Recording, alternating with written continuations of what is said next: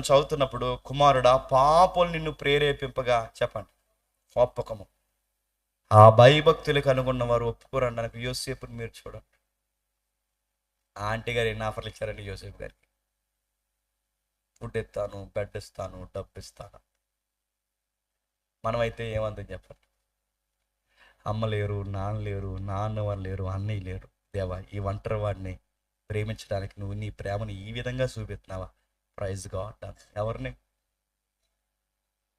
మనం ఎలా ఉండడం చెప్పండి. చెయ్యాల్సిన పనులన్నీ చేసి అన్నీ ఎవరిచ్చారంట చెప్పండి.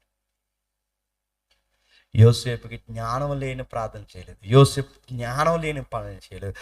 ఆ పాపం ఎంత రాయల్టీగా వచ్చినా, డబ్బు ఇస్తానన్నా, ఫుడ్ ఇస్తానన్నా, బెడ్ ఇస్తానన్నా, ఎన్ని ఇస్తానన్నా అబ్బాయి ఏమన్నాడంటే, నీ డబ్బు వద్దు, నీ ఫుడ్ వద్దు, నీ బెడ్ వద్దు, నువ్వు దయచేసి చెప్పండి దగ్గర రా.